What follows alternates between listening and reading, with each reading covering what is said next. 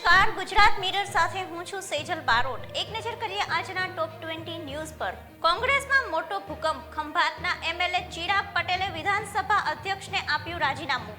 અન્ય ધારાસભ્ય પણ પાર્ટીને રામ રામ કહે તેવી શક્યતા।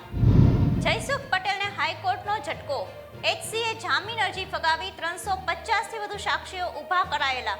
પીડિત પક્ષના વકીલે કહ્યું, અધિકારીના ઇન્વેસ્ટિગેશનમાં ઘણી ક્ષતિઓ છે।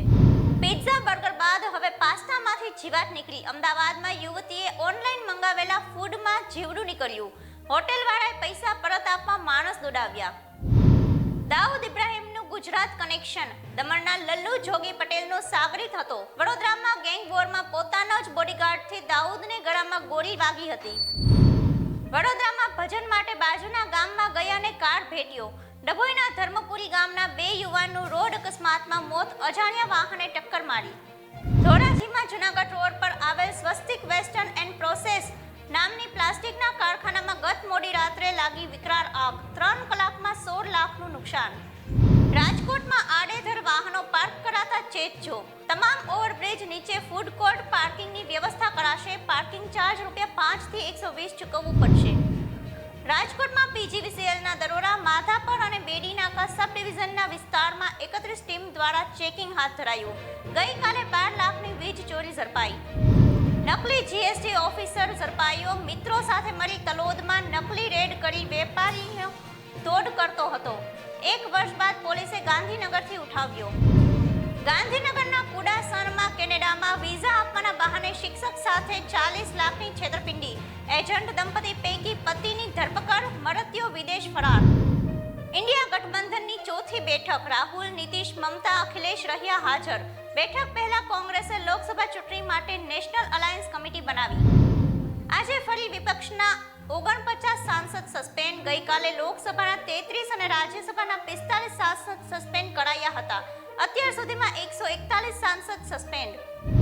ચીનના ઉત્તર પશ્ચિમમાં ગાંસુ અને કિન્ધાઈ પ્રદેશમાં 6.2 ની તીવ્રતાનો ભૂકંપ આવ્યો। 16 લોકોના મોત, 200 થી વધુ ઈજાગ્રસ્ત। પાકિસ્તાનમાં પણ અનુભવાયા ભૂકંપના આંચકા।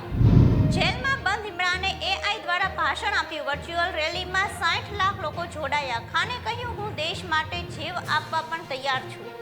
આઈપીએલના ઇતિહાસમાં મિચેલ સ્ટાર્ક સૌથી મોંઘો ખેલાડી। કોલકાતાએ ₹24.75 કરોડમાં ખરીદ્યો।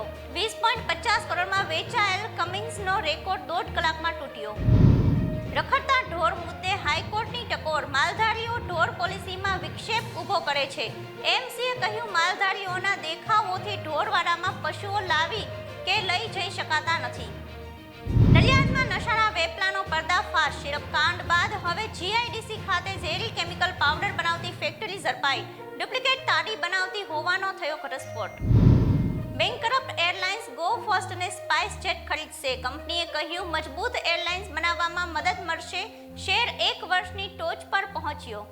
24 કલાકમાં 6ના હૃદય થંભ્યા। રાજકોટમાં 3 ઢળી પડ્યા। સુરતમાં એકનું ઊંઘમાં તો બીજાનું ચાલુ બાઇકે છાતીમાં દુખાવો થતા મોત। વડોદરામાં સ્વિમિંગ બાદ વૃદ્ધનું હાર્ટ ફેલ।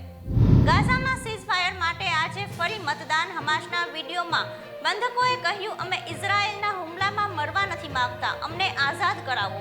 હાલ સમાચારમાં બસ આટલું જ। વધુ માહિતી માટે જોતા રહો ગુજરાત મિરર। અને આપને જો આ ન્યૂઝ પસંદ આવ્યા હોય તો તેને લાઇક, શેર અને સબસ્ક્રાઇબ કરો। પડે પડના સમાચાર મેળવવા નીચે આપેલા નંબર પર હાય લખીને મેસેજ કરો। નમસ્કાર।